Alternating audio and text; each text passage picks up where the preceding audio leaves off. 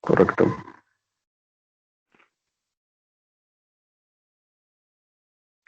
Hola, ¿qué tal amigos? ¿Cómo están? Bienvenidos a Tener un poco de minutos. Estamos en conceptos fundamentales de Lacan, fundamentos de Lacan, de nuevo con el doctor Daniel Chigel, y hoy vamos a darle continuidad al video del pasado, que es el grafo del deseo. Lo catalogamos como parte uno. Esta será la parte 2.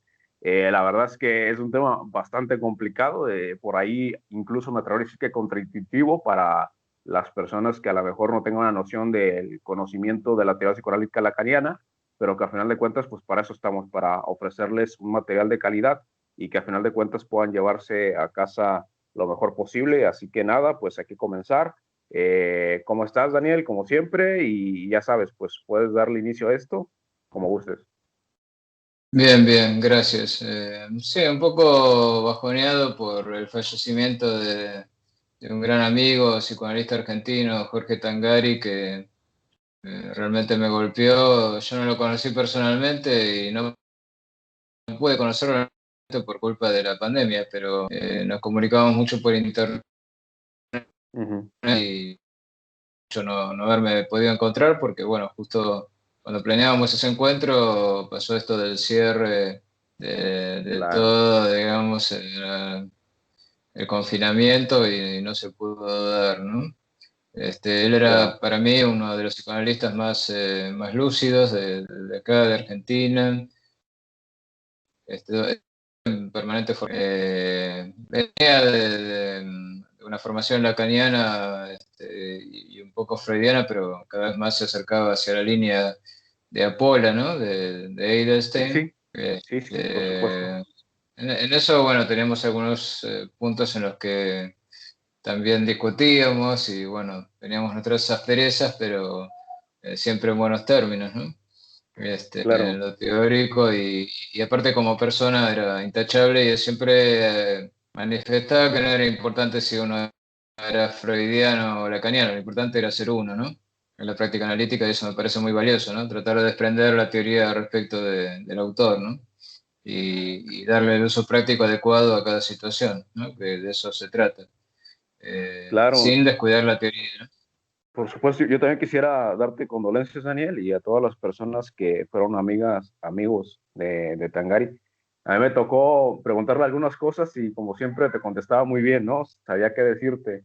Y a mí me aclaró, yo creo que bastantes dudas del psicoanálisis por ahí en un grupo que tenía en Facebook y también en su perfil, pues que le comentaba cosas y hasta eso siempre contestaba, ¿no? Casi siempre contestaba. Y bueno, pues, Entonces, ¿qué más se le puede hacer? Pues también decirle a las personas que, que lamento este fallecimiento.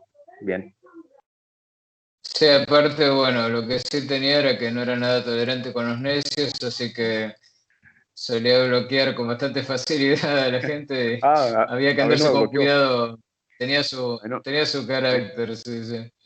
a mí no me bloqueó, No, a mí entonces tampoco, pero estuvo a fue mucho. punto en algún momento Claro, discutiendo sobre si la cuarentena ha sido la cuarentena o no, pero bueno, yo trataba de limar la experiencia porque la verdad que lo admiraba como un padre y no quería perder esa relación por pequeñas diferencias de coyuntura que me parece que son, sí, a veces no se da cuenta de qué tan importantes son los vínculos y a veces ceder un poco como suele pasar también en la vida matrimonial, ¿no? Si claro, hay una pelea y uno de los dos no cede, la ruptura es inevitable. por supuesto. Bueno, yo por ahí tengo más paciencia que él, pero bueno, eh, era una persona con un carácter muy fuerte, pero también con convicciones muy claras y eso es algo que siempre se aprecia. O sea, tenía autenticidad y eso es fundamental. Aparte era un gran pintor, ¿eh? Tenía unos cuadros excepcionales, Sí, sí, algunos todavía sí se llegué a ver pueden algunos. llegar a ver en la página de él. Sí, sí, Y era muy curioso que fuera un pintor figurativo excelente, pero desde el punto de vista teórico totalmente adherido al arte conceptual, al arte abstracto, ¿no? Aceptando la evolución que era el arte sufrido como un hecho, digamos, al cual hay que aceptar y tratar de entender, ¿no? Con eso también teníamos algunos disensos, pero bueno, me pareció muy humilde en el sentido de que él mantenía su manera de enfocar las cosas, Y él mismo no se consideraba un gran pintor, aunque lo era sin duda, porque justamente no había alcanzado ese nivel de abstracción que notaba era lo propio de la época, ¿no? Y lo mismo decía con respecto al psicoanálisis actual, ¿no? Decía que lamentablemente no había podido llegar a el tipo de formación que hubiera querido de acuerdo a los estándares del psicoanálisis lacaniano en la línea de Eisenstein, que para él era la más seria, ¿no? Yo, bueno, también tengo mis disidencias porque me parece que todas las escuelas tienen esa tendencia a dogmatizarse que a mí no me complace. Pero bueno, por lo menos era claro que en él había una tendencia a la apertura, a la aceptación de los cambios, ¿no? Que es algo que no suele suceder, ¿no? Una vez que un psicoanalista se ha formado, o un psicólogo también, porque lo Sí, sí, mismo sí, sucede en otras terapias, sí, sí, de queda hecho, tan cerrado que no acepta ningún tipo de diálogo, ¿no? Ninguna posibilidad de confrontación y no tanto de confrontación, sino de estar abierto a la escucha de otras posibilidades, ¿no? por supuesto. Y él lo estaba siempre y eso era algo que era de apreciar siendo una persona mayor, ¿no? Pero bueno, eso nada más quería homenajearlo porque me parece que era una persona muy valiosa y es una lástima que se haya ido tan pronto. Bueno, siguiendo con lo nuestro, con el tema de hoy, Sí, yo creo que una de las dificultades del grafo del deseo, como lo presentamos en la clase pasada, es que fuimos directo al grafo, ¿no? Y por ahí era bueno contextualizar cómo en el seminario Lacan lo va desarrollando y en función de qué fuentes. Porque, por ejemplo, no mencionamos el hecho de que él lo va construyendo en el seminario que dedica al tema del deseo y su interpretación, y al principio formula solo el piso de abajo, ¿no? O sea, la parte que se limita a lo que podríamos llamar el estadio del espejo y el aspecto simbólico limitado sí. a eso que quedó como pregunta la vez pasada del SA minúscula de un Ujú. lado y la mayúscula del otro, ¿no? Si querés lo volvemos a ver, Sí, para que será, no nos será lo perdamos. ideal, volverlo a ver. Hay que verlo. Claro, ahí tenemos de vuelta el grafo del deseo, no sé si se ve bien. Eh, Este, sí, nada más, si lo retiras un poco, poquito más atrás para que sea completo, ahí está. Ahí está, ¿no? Entonces, Sí. al principio lo que formula es la parte, ahí notarás que le agregué unas palabras que no estaban en el dibujo antes, porque en realidad en la primera formulación que hice no se las puse y Ujú. ayudan a entender un poco otros símbolos bueno, te generaron algunas dudas la vez pasada y no llegamos a ver, como el S minúscula a mayúscula, ¿no? Ujú. Que aparece de un lado significante, ¿no? Aparece por ahí significante, del otro Ujú. lado aparece la voz, ¿no? En la Ujú. parte inferior del grafo, que sería este primer nivel hasta S de A y A.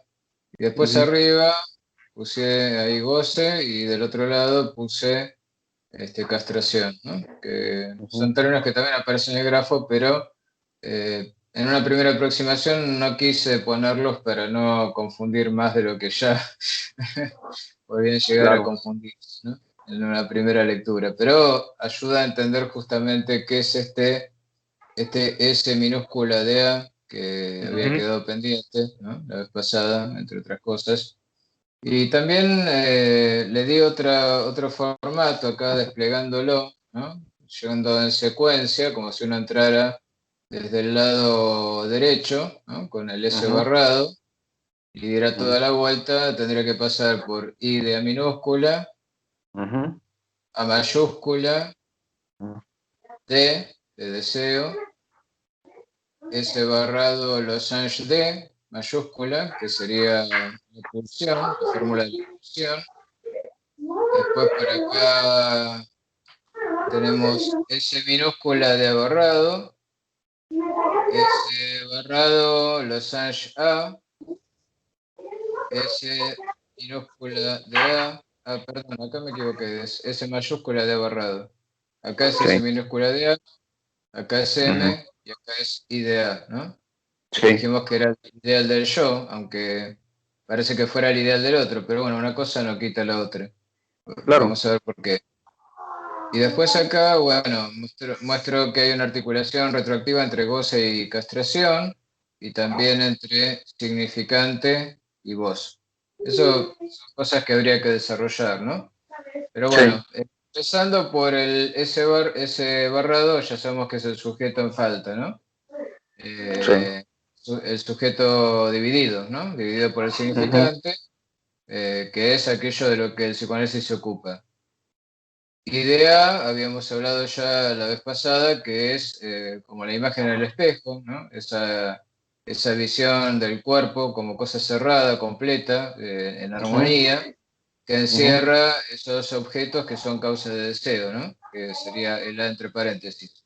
ujú. Eso corresponde al estadio del espejo, ¿no? Y a partir de ahí se constituye el MOA como reflejo del idea, ¿no? Es como que uno es reflejo de un reflejo, ¿no? Se ve el espejo, se ve una imagen completa en el espejo y eso da una idea de un yo completo, el moi, que es Sí. imaginaria y que es proyectada a futuro, ¿no? Después el A mayúscula, que, bueno, Lacan a veces lo identifica con el otro, el gran otro, Ujú, lo llama también tesoro de significantes, eh, también lo llama, a veces lo identifica con la estructura del lenguaje, ¿sí? Pero ujú, es básicamente la entrada al lenguaje, ¿no? Es eso. Y está encarnado por generalmente la figura materna. Después el D minúscula, que es el deseo, que es lo que no puede ser articulado en el lenguaje, no puede ser demandado al otro, ujú, pero pasa de alguna manera, ¿no? Pasa de alguna manera y se articula con la pulsión, como habíamos dicho la clase pasada, ¿no? La fórmula de ujú, la pulsión es una articulación entre el sujeto y la demanda del otro, ¿no? Porque, ujú, como habíamos dicho, es la demanda materna en principio. Bueno, materna no quiere decir necesariamente que esté encarnado en una mujer, sí, sí, específicamente claro. del individuo mujer, genéticamente mujer, ¿no? Puede ser encarnado por un hombre también, o por una abuela, o lo que sea, pero el tema de cómo es la demanda del otro lo que despierta, lo que enfederan las zonas erógenas, ¿no? Y que en Lacan son los agujeros del cuerpo, que es donde van a Sí. escribirse los importantes, ¿no? Después tenemos S de abarrado, que sería el significante de la falta en el otro, que acá estaría de alguna manera sustituyendo el nombre del padre, porque el nombre del padre lo que hace es justamente cumplir la función de afirmar la falta en el otro, ¿no? La falla simbólica, como habíamos dicho en Sí. otro momento. Después, S barrado Losange A sería la fórmula del fantasma, ¿no? Ya sabemos que el fantasma es lo que es objeto causa de deseo en nosotros, ¿no? Como habíamos dicho con el ejemplo de Sócrates y Alcibíades, ¿no? Alcibíades atribuyendo a Sócrates cualidades que no tiene porque Ujú, no puede confesarse a sí mismo, que es lo que causa en él el deseo, ¿no? El deseo que lo guía ujú, hacia Sócrates, que ujú, es simplemente en el caso de Alcibíades que tenga falo, ¿no? ujú, Después, S de A mayúscula, fíjate que la S es ujú. minúscula. Y dijimos que las Sí, sí. minúsculas son imaginarias. Porque es Varios. el significado del otro, el significado del otro, no el significante, el significado, ¿sí? El Ujú, significado nos viene del otro, ¿no? Cuando nosotros emitimos un sonido, una voz, ¿no? Nos es de vuelta como un significante que tiene un significado. Ahora lo voy a explicar con un ejemplo bastante claro que es lo que sirve de punto de partida del análisis que hace Lacan en este seminario. Después está la M minúscula, que es el MOA, y está el IDEA, que es el ideal del yo, o sería la identificación, ¿no? En el ujú, sentido de la identificación simbólica. ¿Quién soy yo para el otro? ¿Sí? ujú, Soy padre, soy maestro, soy filósofo, ¿quién soy? ¿No? ujú, Esos son los elementos básicos, ¿no? Después está el tema de cómo se articulan entre ellos, ¿no? Entonces decía que me parece importante tener en cuenta el contexto, ¿no? En el cual desarrolla Lacan el grafo del deseo, y que sirve para sintetizar todo lo que había venido enseñando en los otros seminarios, ¿no? Entonces, por un lado tenemos que él hace referencia a el proyecto de psicología para neurólogos de Freud, ¿no? Donde Freud habla de cómo el grito del infans, o sea, del niño, necesita de un otro para convertirse en algo que pueda ser interpretable como una demanda, ¿no? Freud no lo dice en estos términos, pero en estos términos lo lee Lacan, ¿no? Lo lee en términos de significante lingüístico. O sea, el niño grita, ¿sí? Eso lo sabe cualquiera que fue padre, digamos, Mm. ¿no? Y no hace falta que sea la madre. El padre, mi condición de padre hace que entienda perfectamente a qué se refiere Freud con esto. El recién nacido grita. Y uno no sabe dónde meterse. Digo, ¿qué hago ahora? ¿Qué pasa? ¿No? ¿Qué está mal? ¿No? Porque no hay nada de ese lado, digamos, más que el grito. Pero el grito tiene que ser interpretado desde el lado de aquel que posee lenguaje como un mensaje. ¿Qué me está queriendo decir con ese grito? Bueno, puede ser que se hizo caca encima, que tiene hambre, que le duele la panza, ¿sí? Algo tan básico como eso es lo que representa la manera en que Lacan llama esa voz que nos habla, ¿no? Que nos llega, debe ser de vuelta como significante con significado. O sea, tenemos que darle un significado a eso que el recién nacido nos está diciendo, ¿no? ¿Qué Sí. quiere? ¿Qué quiere? ¿Quiere biberón? ¿Quiere teta? ¿Quiere que le limpiemos la cola? ¿Qué quiere? Entonces, con el tiempo uno va adquiriendo el conocimiento práctico de cómo cada llanto o cada grito significa una cosa distinta, ¿sí? Y entonces ese grito o llanto se convierte en significante, ¿sí? En significante con un significado determinado. ¿Por qué es posible eso? Bueno, porque los padres están del lado de la mayúscula, ya poseen el lenguaje, ya está incorporado en ellos. Y eso les da lo que Freud llamaba el entendimiento. Freud lo llama el entendimiento materno, ¿no?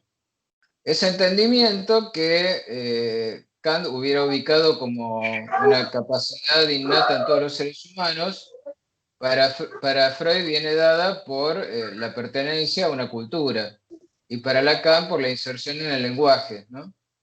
Ese lenguaje es lo que suple la falta de... No hay un instinto que nos diga a nosotros qué quiere el niño, qué le pasa, qué necesita, ¿sí? Ahora, la necesidad que es articulable en el lenguaje siempre es del orden de necesito tal o cual objeto, ¿no? Necesito leche, necesito que me den algo para el dolor de panza, necesito que me cambien la ropita, ¿se entiende? Entonces, todo eso es articulable. Pero si, como dice Freud, hay una especie de placer más allá de eso ya va a escapar a la articulación de lo demandable por el lenguaje.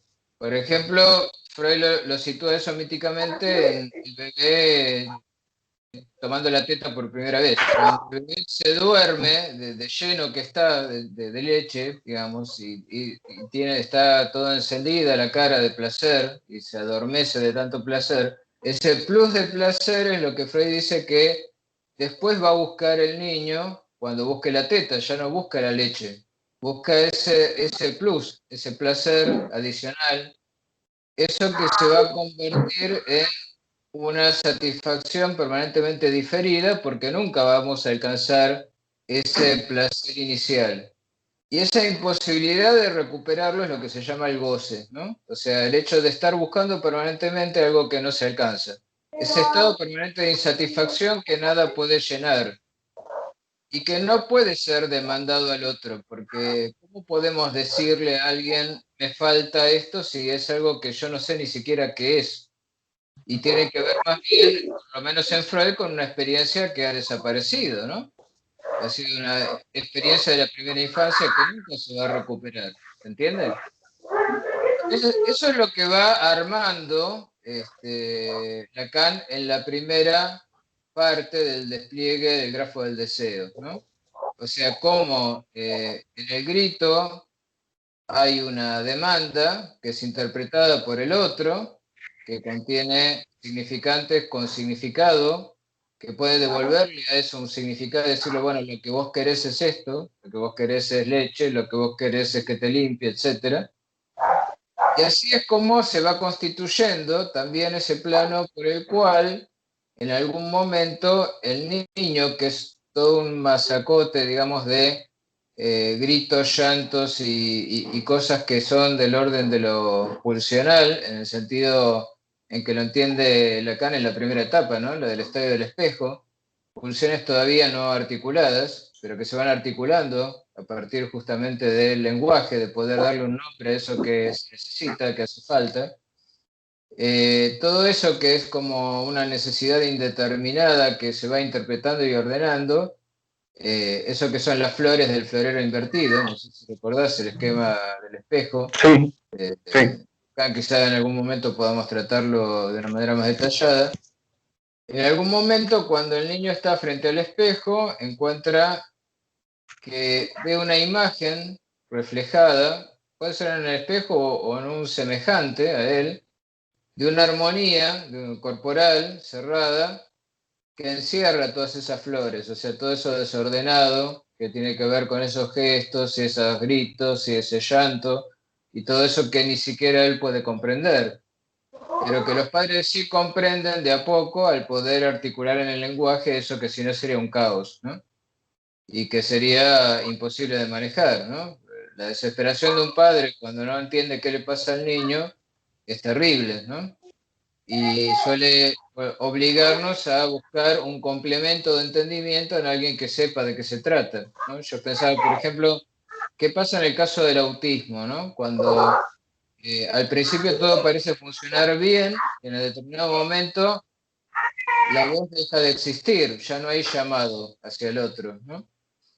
El entendimiento materno entra en crisis, ya no encontramos la manera de entender qué pasa del otro lado, ¿no? ¿Qué quiere el niño? No lo podemos entender porque ya no hay una mirada y una voz dirigida hacia el otro pidiendo una satisfacción, ¿no? Eso es algo que suele pasar, dicen, alrededor de los 2 años, cuando debería empezar la articulación en el lenguaje de parte del niño y dejar el estadio de infants.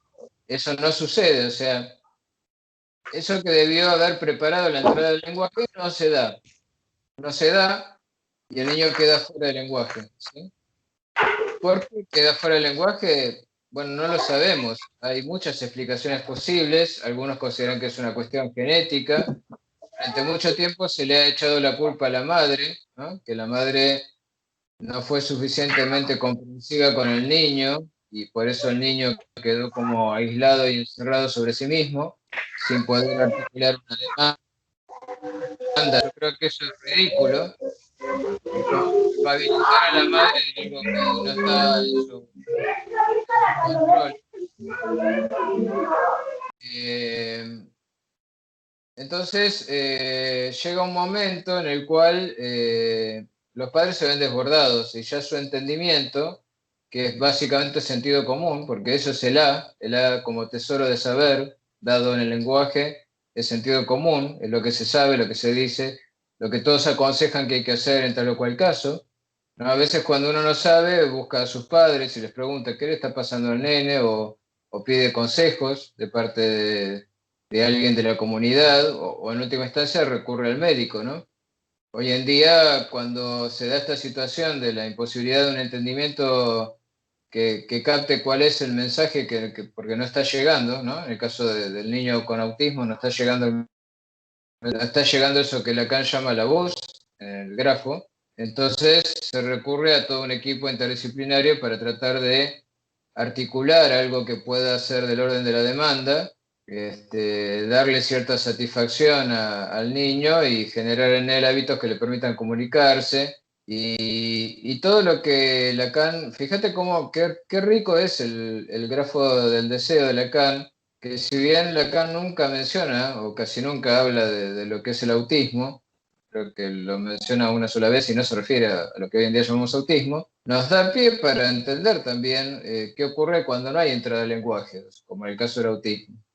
O, bueno, Lacan sí menciona qué pasa cuando hay psicosis, ¿no? En ese caso hay una articulación, hay un mensaje, hay una devolución de un significado, pero lo que no hay es el significante de la falta en el otro. O sea, al no estar presente el nombre del padre, el otro aparece como un otro completo, que es completado por el yo, por el moi, que viene a ocupar entonces el lugar de la falta en el otro, como falo materno.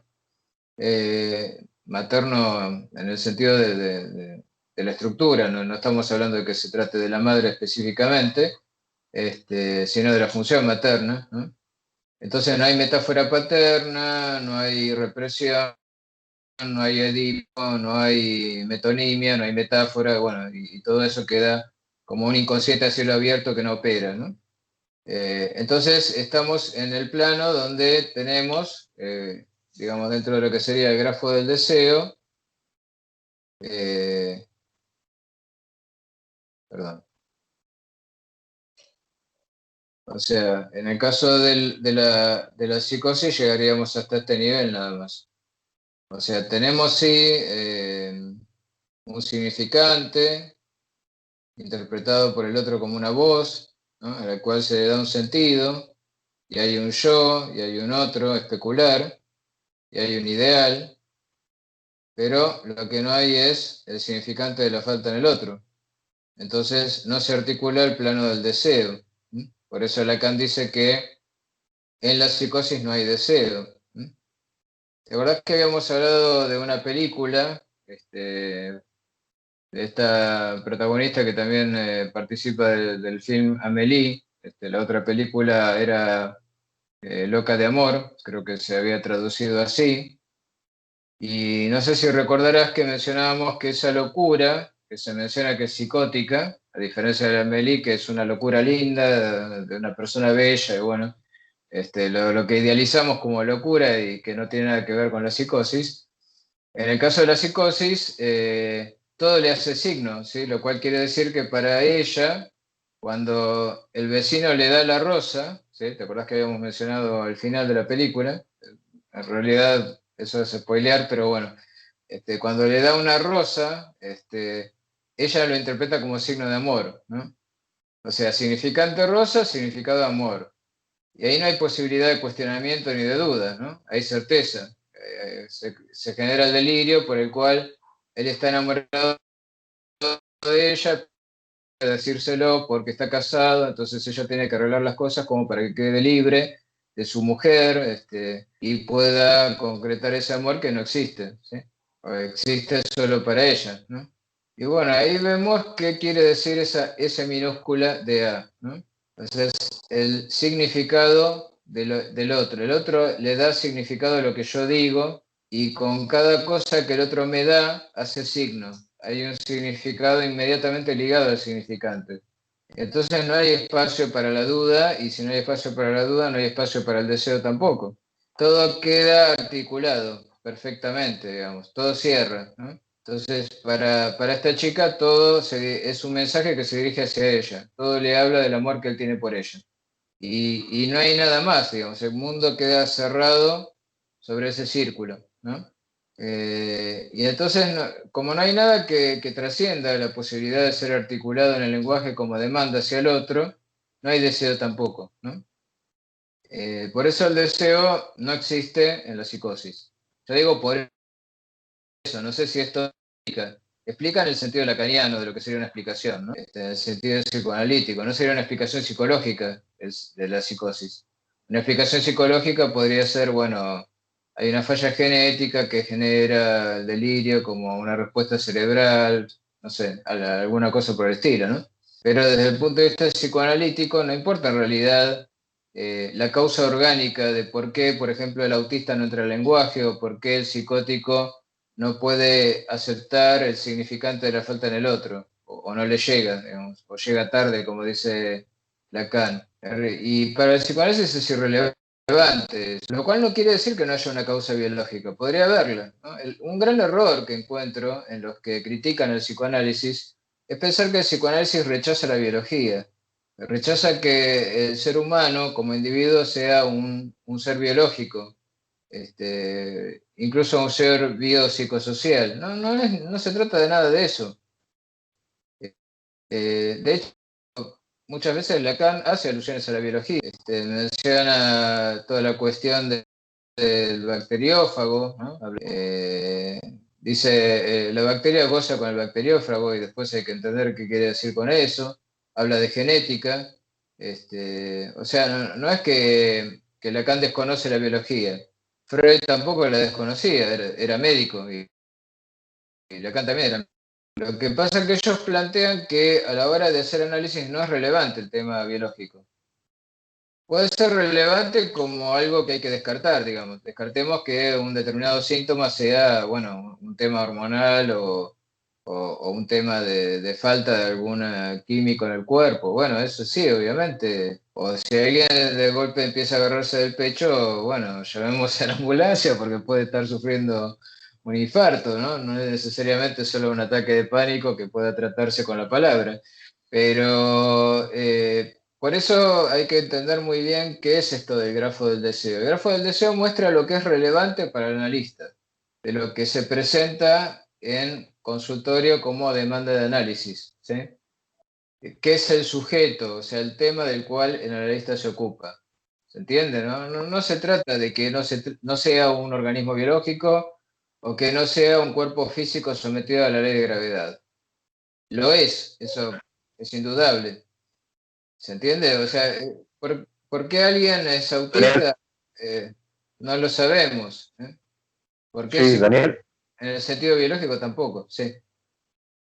sí, quería hacerte una pregunta hace rato, pero me di cuenta que tenía el micro apagado y ya lo encendí, por eso dije, Daniel no me hace caso, no, pero tenía el micro apagado. Bueno, a veces apago el micro porque hay bastantes ruidos por aquí cerca, pero ahorita que no hay Sí, ruido sí, lo aprovecho. estuve notando y eso me distrajo un poco en algún momento. Sí, sí, Sí. sí, por eso apagué el micro, pero me preguntaba si esta parte, la verdad no recuerdo qué psicoanalista lo decía, la verdad te lo debo, pero te voy a mencionar el contexto en donde el niño está en la edad del por qué, ¿no? De, oye, ¿y por qué esto? ¿Y por qué haces esto, papá? ¿O por qué haces esto, mamá? ¿O por qué las cosas son así y por qué no son de otra forma, ¿no? Por ahí, ese analista, que la verdad no recuerdo el nombre, perdóname, decía que más allá de la pregunta intuitiva, si se quiere entender así como un deseo de saber, era que el niño estaba buscando ese agujero en el otro, que estaba buscando un lugar para que pase su deseo. No sé si eso tenga relación también con lo que mencionas de que en la psicosis, como el sistema es totalmente cerrado, pues no hay deseo, y en donde está la duda, que de hecho eso sería la duda de, oye, ¿todo funciona perfectamente o no? Es donde entra precisamente el deseo. Me preguntaría eso. Realmente, Es así, el hecho de... Ah, tal cual bueno, lo que dijiste, sí. Es eh, exacto. no se puede darle continuidad a eso, me gustaría. Sí, Sí, sí, porque, bueno, ahí ya tenemos a un sujeto neurótico, porque puede hacer preguntas, digamos.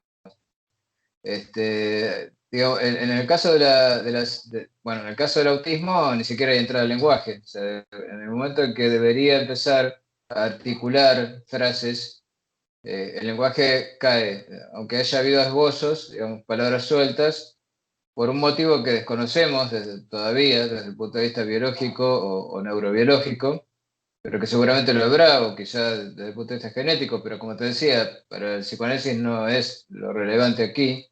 La cuestión es que queda fuera del lenguaje, ¿sí?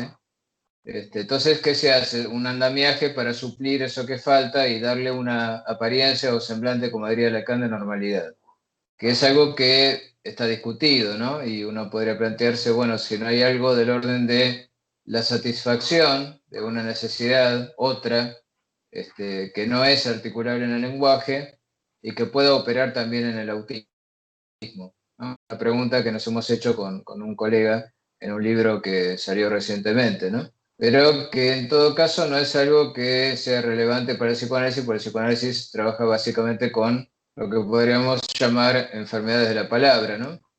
Y que por lo tanto pueden resolverse en el ámbito del lenguaje. Ni siquiera la psicosis es tratable en un sentido estricto, ¿no? Porque lo máximo que puede hacerse, de acuerdo a Lacan, es que el analista que quiera dedicarse a esto se ponga en oficiar de aquel que toma nota y da testimonio de la certeza delirante del psicótico, ¿no? Y da cuenta de su transformación del mundo, ¿no? De cómo ha cambiado el mundo para él y cómo ha cambiado él en relación a ese mundo. pero no hay posibilidad de abrir un lugar para el deseo. Entonces no, tampoco sería algo que pudiera tratarse psicoanalíticamente con el uso de la palabra en el diván, a partir de la asociación libre. Bueno, todo eso no funcionaría. Puede sí hacerse algún tipo de intervención, ¿sí? Conozco casos que han funcionado como algunos antipsiquiatras que operaban de la siguiente manera. Por ejemplo, había un caso de un psicótico que dibujaba con sus excrementos, ¿no? En una pared, en la pared del hospital donde estaba internado. Entonces, un día el médico, el psiquiatra que lo atendía, pasa y dice: esto está muy bueno, pero le falta color. Entonces empezó a utilizar pintura en lugar de usar el excremento. Y empezó a hacer pintura, ¿no? Es decir, un hacer que fuera socialmente aceptable, ¿no? Y que lo convirtiera en alguien que podía expresar algo de lo que era esa transformación del mundo para él, sin generar ese rechazo que suele producir el tipo de cosas que un psicótico hace, ¿no? Con su propio cuerpo, digamos, ¿no? O con los productos de desecho de su cuerpo, ¿no? Pero digo, más allá de eso no es psicoanálisis, o sea, es algo que está fuera de ese contexto limitado en el cual trabaja el analista, que es tratar con el sufrimiento en demasía de la neurosis, ¿no? Neurosis o histeria. Y para que eso se dé, o sea, para que se pueda articular en el lenguaje algo del orden del deseo y pueda pasar a pesar de la represión y entonces haya una constatación del significante de la falta en el otro, que sería lo que significa atravesar el fantasma, bueno, para que se dé, tiene que haber posibilidad de pregunta. Como vos decías recién, cuando el niño logra apropiarse del lenguaje y empieza a cuestionar al otro, haciéndole preguntas, hasta hartarlo, ¿no? Porque eso es poner a prueba justamente que hay una falla en algún lado, en el sistema simbólico, y eso es así, tal cual. El niño que pregunta por qué, no espera que le respondan todo, más bien al contrario, lo que espera es llegar a la perplejidad del otro, ¿no? A que en un punto haya una aceptación de que no hay respuesta, ¿no? Eh, un poco sí, un poco no, ¿no? Porque está ese juego propio de la neurosis de que pongo a prueba el sistema, pero quisiera que el sistema responda siempre, ¿no? Igual si el sistema respondiera siempre, eso sería peligroso, digamos, porque eso es lo que sucede en la psicosis, que el sistema siempre responde, ¿no? Todo funciona demasiado bien. Que haya traspié es, bueno, la base para que esto sea una neurosis y no una psicosis, ¿no? Porque si no, el traspié es algo que tiene que ser cubierto por uno con su propio cuerpo, ¿no? Como pasaba con Schreber, que tenía que ser la mujer de Dios para procrear una nueva humanidad, o que tenía que completar las frases que Dios le mandaba, ¿no? Este, Cuando Dios dejaba de hablarle, surgía de él un grito, bueno, toda una cosa muy horrible, que lo hacía sufrir, pero de una forma que no sería tratable con psicoanálisis, ¿no? La psicosis es así, es loca, ¿no? Pero es coherente, es consistente. O sea, ahí no hay Daniel, agujeros simbólicos, ¿sí? Daniel, yo me pregunto si eso también tendría relación, que a mí me parece que sí, pero obviamente tú eres el que está dando la clase, con la metonimia del deseo, porque no sé hasta qué punto la persona o el sujeto realmente desea que no haya metonimia. No sé hasta qué punto la metonimia es lo que motive de alguna otra forma a seguir existiendo, porque a ver, si te topas con todo, si te topas con todo lo que quieres y ya no deseas, ¿qué sentido tiene seguir? No sé si me explico. De hecho, hay varios artistas que han dicho, es que quiero que ustedes lo tengan todo, que ellos se refieren a todo, obviamente, a la fama, al éxito, a la popularidad, al dinero. Eso es su todo, ¿no? Para ellos. Obviamente hay otras cosas que no tienen, pero ellos dicen, yo quiero que lo tengan todo porque tampoco es la respuesta. O sea, yo mi pregunta es la siguiente, ¿hasta qué punto realmente no queremos de hecho, en sí mismo seguir deseando. No sé si converja con lo que dices y si no, pues darle la explicación que merita, ¿no? Eso. Sí, por supuesto. El deseo es metonímico.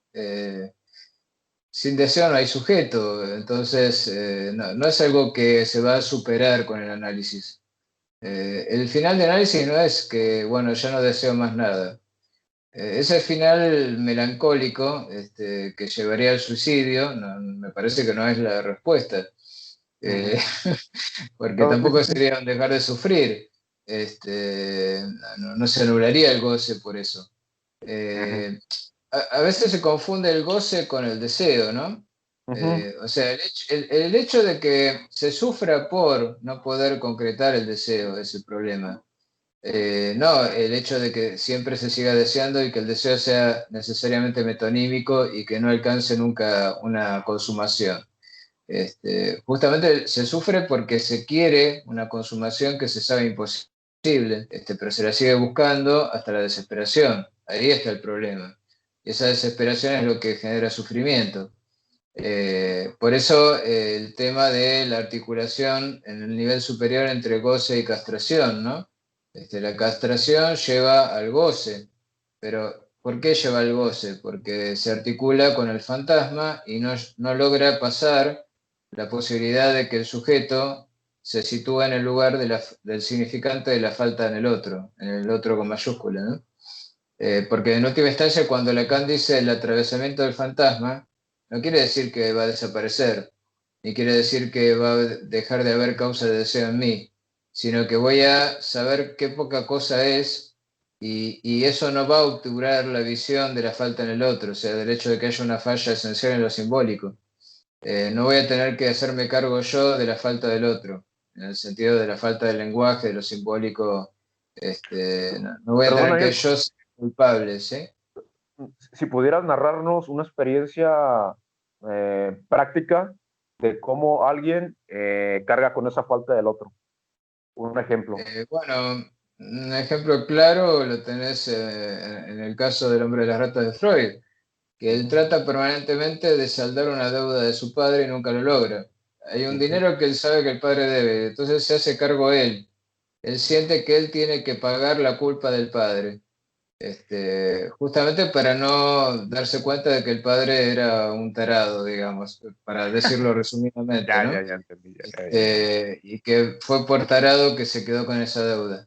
Entonces él tiene esa necesidad de saldar la deuda del padre y nunca lo logra, nunca consigue, y aunque lo hubiera saldado, hubiera surgido por otro lado la deuda, ¿no? En el sentido de que hay esa necesidad de estar siempre sintiéndose Completando. culpable, ¿no?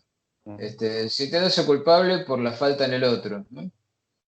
Así es como opera, digamos, esa necesidad de obturar esa falta, pero poniéndose el falta, o sea, hay una diferencia con la psicosis. La psicosis, te pones a vos en el lugar del agujero y lo tapás, ¿no? Por eso el psicótico no es que está fuera del lenguaje, como sucede con el autista. Está en el lenguaje, pero obturando la falta en el otro. Y así hace una articulación con el otro donde queda todo cerrado, ¿no? claro. Como que la falta está, pero él la tapona con su propio cuerpo, ¿no? Con su mente, con su pensamiento, completando las frases de Dios, como el caso de Schreber, siendo la mujer de Dios, ¿no?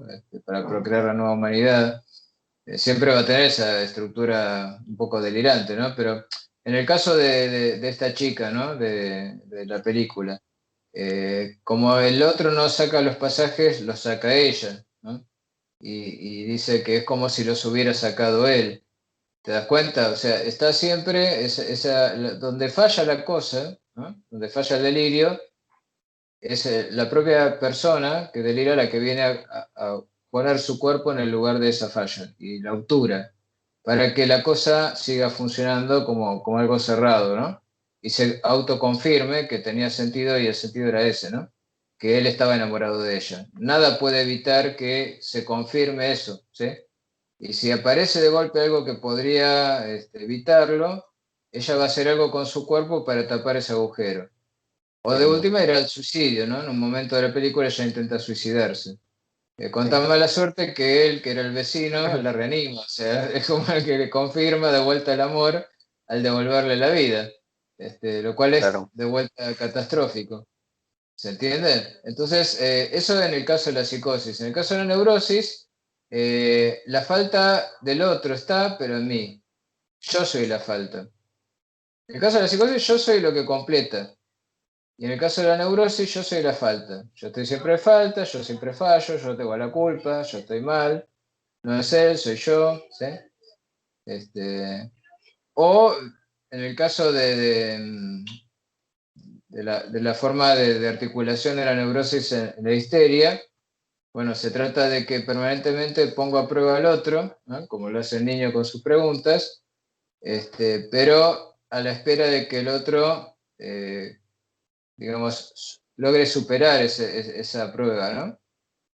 Pero Deseo del siempre otro. queda la duda, entonces siempre estoy poniendo a prueba al otro y siempre el otro sale airoso y lo vuelvo a poner a prueba y así permanentemente, ¿sí? En la histeria hay un deseo del otro, Daniel. Hay un deseo de que exista un otro cerrado, ¿o no? Hay un deseo de que haya, bueno, en la neurosis también, pero la forma de asegurarse de eso, digamos, que no es un asegurarse porque la duda siempre queda, y menos mal que queda, ¿no?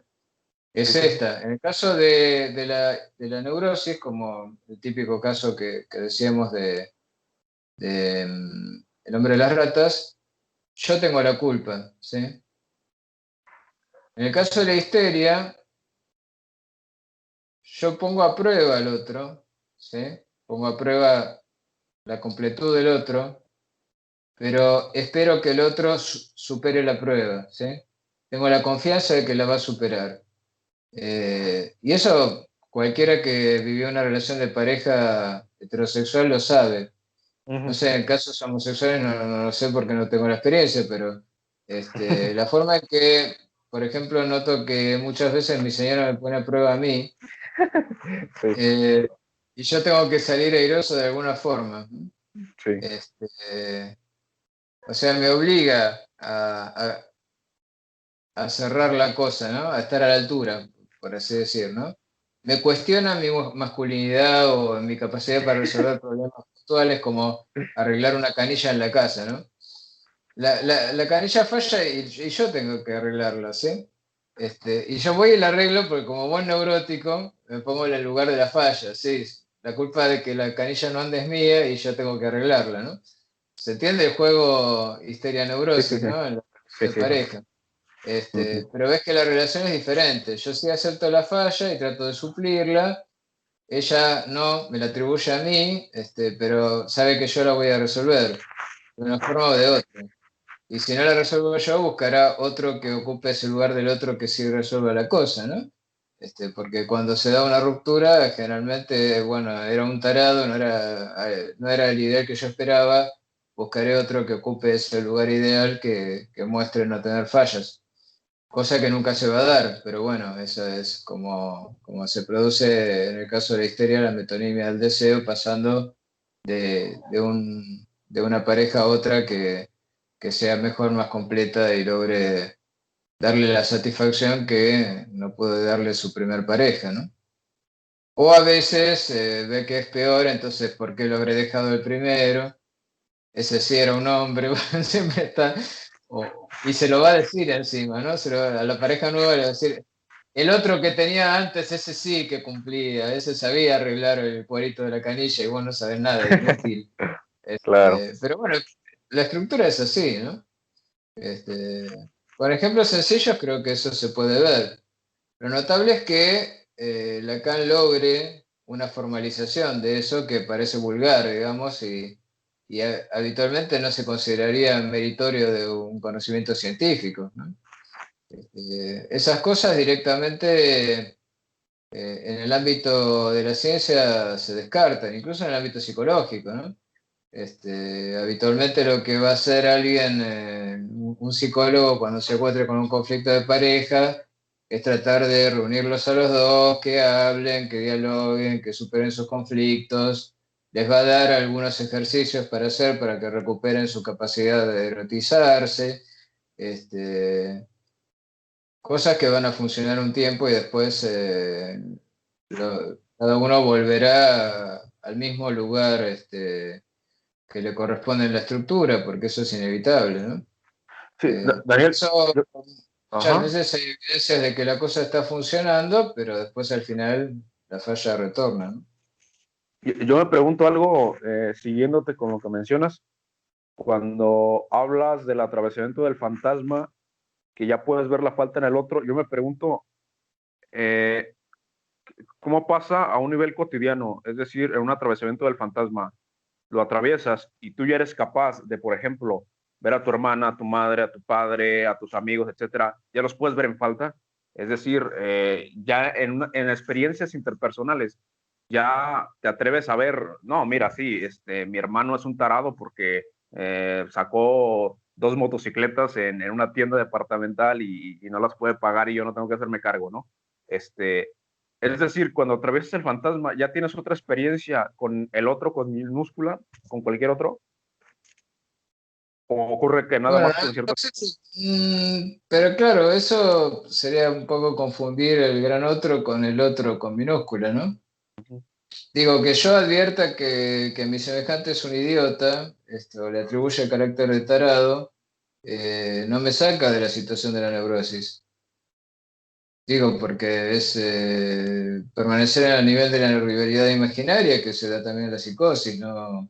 Eh, no se trata de ese otro, ¿no? Mm, Este, porque uno, digamos, ¿qué sería aceptar la falta del otro? Primero hay que ver quién ocupó el lugar del otro, ¿no? O sea, en quién encarnó ese otro. Porque yo supongo que no será tu hermano, supongo, digamos, en principio me parece que no. La relación con el hermano, como dice Lacan, la describe muy bien San Agustín, ¿no? Cuando menciona eh, esa maldad que él ve incita en el hombre, ¿no? Cuando dice, he visto como un bebé en brazos de su madre empalidecía al ver la satisfacción del otro bebé chupándole la teta, ¿no? Ese tipo de rivalidades no alteran para nada la figura de la madre inmaculada, digamos, ¿no? Que en ese caso podría ser la encarnación, podría, porque no lo sé, pero podría ser la encarnación del gran otro. ujú. Para San Agustín seguro lo era, porque él permanentemente habla de la madre y permanentemente San Agustín en las confesiones se pone él en falta y él como causa del sufrimiento de su madre pura, casta y cristiana, y al final se convierte al cristianismo por su madre, ¿no? Ahí lo ves claramente, cómo funciona la neurosis, ahí es clarísimo, ¿no? Y es en las confesiones de San Agustín, o sea, alguien que está en una época en la que ni siquiera era pensable el análisis, ¿no? No existía el sujeto moderno, y como dice Lacan, el sujeto del psicoanálisis es el sujeto de la modernidad, de la ciencia moderna en particular. Pero retroactivamente, leyendo las confesiones de San Agustín, uno ve ahí claramente la neurosis, ¿no?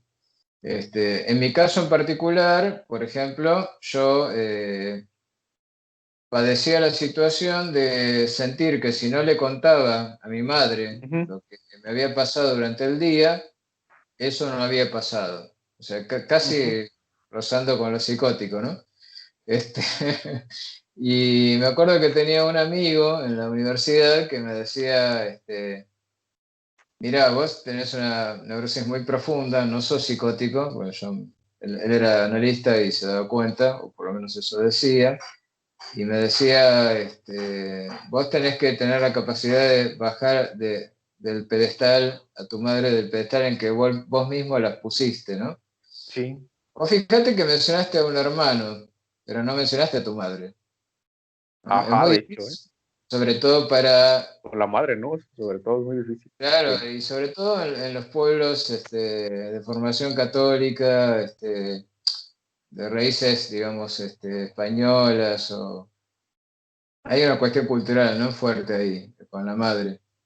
Digo, también es común en la comunidad judía, de la cual yo procedo, o entre los italianos, con distintas modalidades, pero el tema del carácter sagrado de la madre. O sea, ¿cómo podrías hacer que tu madre no sea sagrada?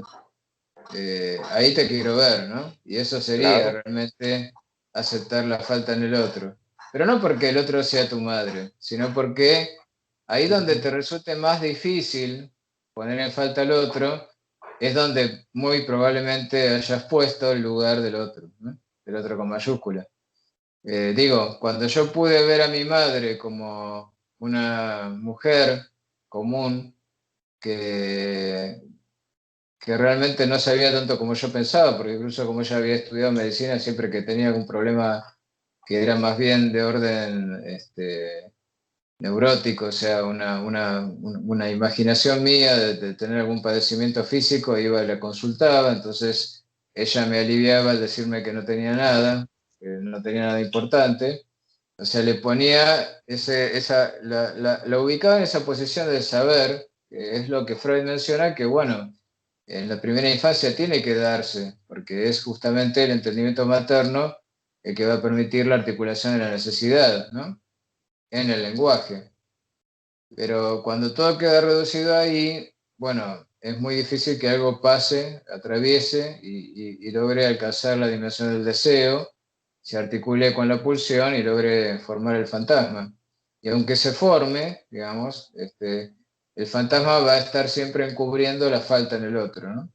En vez de ser una vía para llegar hacia arriba en el grafo, hasta el significante de la falta en el otro, te va a mandar hacia abajo, digamos, hacia el significado, el yo y la identificación y qué soy para el otro, ¿no?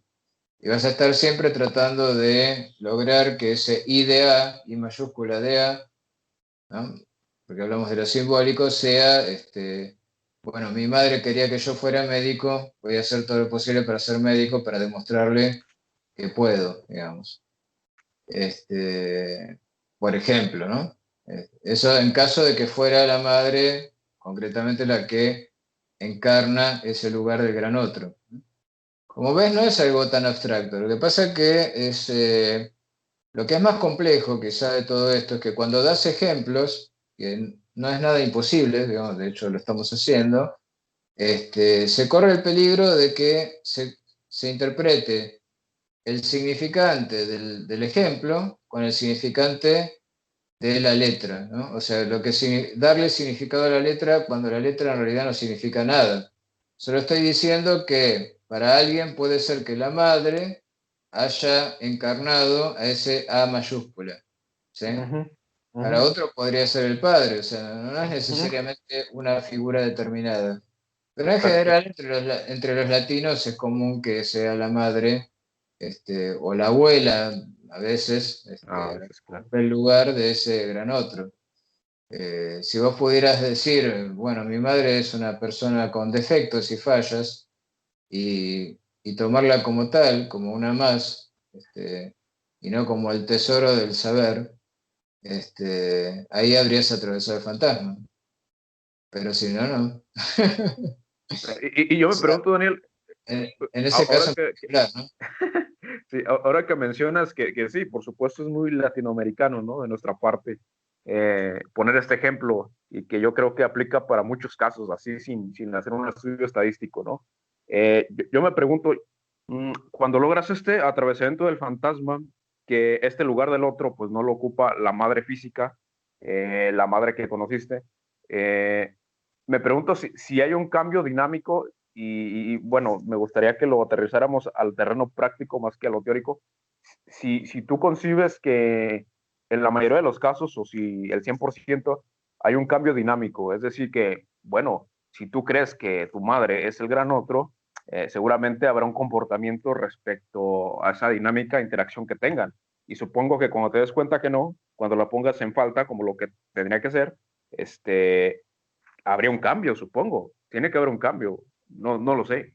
Estoy suponiendo. Sí, evidentemente, porque la forma en que funciona esto, me parece, ¿no? Desde el punto de vista lacaniano, por lo menos que hay como una influencia platónica bastante fuerte, pero platónica ¿en qué sentido? No nos malinterpretemos esto, pero Sí, sí, sí. eh, digamos, estamos en el juego de las apariencias habitualmente, ¿no? Este juego de interacciones humanas es un juego de semblanteo, ¿no? Semblante quiere decir apariencia, quiere decir de mentirita, ¿no? Cuando Lacan usa la palabra semblante, la toma de su hija, cuando escucha que ella dice tirita, ¿no? El semblante, no sé, en francés no sé cómo es el término, pero supongo que será semblante o algo así, quiere decir de mentira. Como que jugamos roles, papeles, nos metemos en esos papeles, interactuamos con el otro en función de lo imaginario, ¿no? De cómo se nos presenta y cómo lo interpretamos, y jugamos roles, como un juego de roles, ¿no? Pero detrás hay una estructura, o sea, hay algo que está más allá, digamos. Como te decía, esas letritas que encarnan en tal o cual persona en tu caso particular y en otro podrían encarnar en otras personas o en otras situaciones, ¿no? En otras relaciones, en otros vínculos. Entonces, si vos lográs operar sobre ese trasfondo, eso que está detrás, digamos, que serían las estructuras, obviamente que todo lo que tiene que ver con la manera de interactuar con los otros va a alterarse, porque es como pensar que uno pudiera alterar la estructura química de una sustancia sin que se altere su color, su forma, o las reacciones que tenga con otras sustancias. Evidentemente, si vos actuás a nivel de las letras, en este caso de lo que sería la fórmula matemática molecular de una sustancia química, vas a alterar también su apariencia. Eso funciona en química, funciona en física. En cualquier disciplina se considera que si vos alterás el plano de lo, por así decir, esencial, o sea, lo que tiene que ver con la estructura, lo que tiene que ver con sus manifestaciones concretas e interacciones con otros elementos también se va a ver alterado. ¿No? Si yo hago una determinada sustancia, qué sé yo, por ejemplo, H2O, la someto a hidrólisis, obviamente que las propiedades de los hidroxilos que se van a desarticular van a ser distintas que las del agua. ¿Sí? Por ejemplo, se va a convertir en vapor, van a ser gases y no líquidos. ¿Se entiende? Alteró la estructura molecular, alteró la forma en que se va a manifestar en el mundo esa sustancia. Y con nosotros pasa igual, si alteramos algo del orden de la estructura, obviamente que ya la conducta y la forma de interactuar con los demás va a ser distinta. Mm, El objetivo en última instancia es que haya menos sufrimiento, ¿no? claro, O por lo menos ese tipo de sufrimiento específico del cual se ocupa el análisis debería desaparecer. claro, por Eh, supuesto. de hecho, al poder poner a mi madre en ese lugar, digamos, de una persona común con defectos, dejé de padecer, o sea, muchos padecimientos desaparecieron. El problema es Wow. que yo cometí una grave falla, que en parte fue motivada también por mi analista, de desplazar a ella de ese lugar y poner a mi analista en ese lugar. Mm, Y el analista se convirtió en el otro para mí. Entonces empecé a seguirlo a todas partes donde iba y cuando él fue chupado por una secta, yo me metí junto con él. Cuando yo pude, gracias a la intervención de un amigo, darme cuenta de que estaba metido en una secta y que mi analista ya no era analista, era otra cosa, y que me estaba usando, sin darse cuenta, quizá porque también era usado a su vez por uno que dirigía ese lugar, que era un psicópata claramente, ujú. un manipulador, y pude salirme de ahí y dejar de ir a terapia con él, porque yo encima tenía este problema de que a quién iba a consultar con respecto a mis dudas, que con respecto a la secta, a él, y él ya estaba metido ahí adentro. Entonces entraba en un círculo vicioso. Y bueno, cuando pude salirme de ahí y noté que seguía vivo, seguía bien y estaba mejor en realidad, y algunos problemas de salud que había adquirido ahí se me fueron, y empecé a mejorar en muchos sentidos. Ahí me di cuenta que recién en ese momento logré algo que podría considerar atravesar el fantasma. No lo puedo asegurar porque haría falta algún tipo de testimonio de un tercero, como dice Lacan. Viste que Lacan planteaba la posibilidad de hacer una especie de ritual de pasaje, ¿no? Donde uno pudiera dar testimonio del atravesamiento del fantasma frente a otros que testificaran que efectivamente eso había tenido lugar. Después eso cayó, digamos, por su propio peso, y aunque Miller lo trató de restablecer, siempre terminó como un ritual que tenía más un carácter religioso que una constatación positiva de una transformación, ¿no? Porque el problema también está en quién puede arrogarse el derecho de saber que ha logrado llegar a la cura, ¿no? Yo no lo sé, yo todavía sigo teniendo mis defectos. ¿Sí? Uno dice, bueno, eso quiere decir que no atravesé el fantasma, y qué sé yo. Por ahí no lo atravesé. O por ahí algún analista, quien se lo comente, me va a decir que no lo atravesé para que haga transferencia y empiece de vuelta a hacer análisis. ¿Qué sé? Es un poco estar en la incertidumbre en todos estos temas, pero si el nivel de sufrimiento baja, me parece que esa es la constatación más firme de haber atravesado el fantasma o por lo menos haber logrado un cambio significativo, ¿no? Porque Claro. siempre se trata de la demanda de análisis a partir del sufrimiento que llamamos goce, ¿no? Esa permanente situación de quiero todo, sé que no lo puedo tener, aún así lo busco y eso me hace sufrir, ¿no? Eh, y eso me impide enfrentarme a las situaciones cotidianas, concretas de la vida. Me parece que se trata de eso. Bueno, Daniel, se nos pasó un poco la hora, está perfecto. Agradecerte. Bueno, era la segunda parte del grafo del deseo. Aprovechamos para tocar otros temas que a mi juicio son inquietudes, me atrevo a decir que generales para muchas personas que están interesadas en el conocimiento de Lacan y por supuesto en las clases del doctor Shige. Entonces, si aún quedan dudas, que seguramente las hay, pues las pueden dejar por aquí abajo, nos pueden escribir. Vamos a seguir haciendo esta serie de videos y agradecerles a las personas que nos comparten, que nos siguen, que dan like, que de hecho nos motivan porque nos dicen sigan haciendo videos, por favor. Entonces, agradecerles a todos. Daniel, bueno, pues nos estamos viendo en una próxima ocasión. Hasta luego. Excelente. Chao.